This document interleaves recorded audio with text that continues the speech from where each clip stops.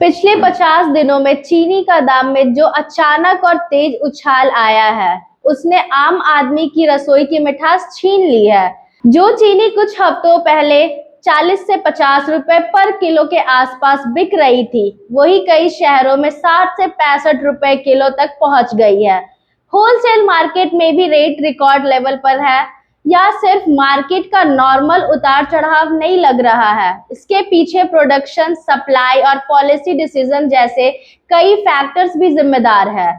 जैसे देश में इथेनॉल ब्लेंडिंग को लगातार प्रमोट किया गया, लेकिन जब गन्ने का एक बड़ा हिस्सा इथेनॉल प्रोडक्शन में डाइवर्ट होता है तो इसका असर शुगर प्रोडक्शन और डोमेस्टिक सप्लाई पर भी पड़ सकता है। सवाल यह है कि जब पहले से प्रोडक्शन में कमी, वीक मॉनसून और शुगर स्टॉक में गिरावट के सिग्नल्स मिल रहे थे, तो क्या सिचुएशन को कंट्रोल करने के लिए टाइम पर इफेक्टिव स्टेप नहीं लिए जाने चाहिए थे?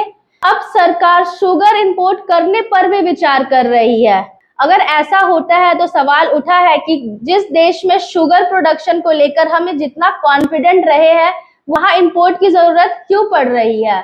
इसका सीधा असर आम आदमी पर पड़ रहा है। मिठाई बनाने वाले कारीगर, बेकरी बिजनेस, चाय नाश्ता बेचने वाले और सबसे बढ़कर आम फैमिलीज, सबके बढ़ाए हुए दामों का सामना करना पड़ रहा है।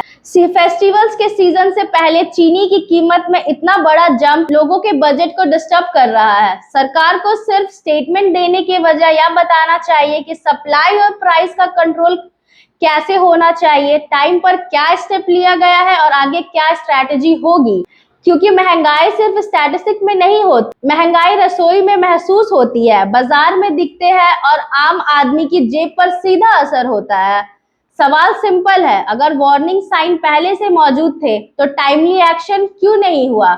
आपका क्या कहना है? क्या सरकार को चीनी के दाम बढ़ाने से पहले ही सिचुएशन को कंट्रोल कर लेनी चाहिए थी? आपकी राय कमेंट में जरूर बताएं।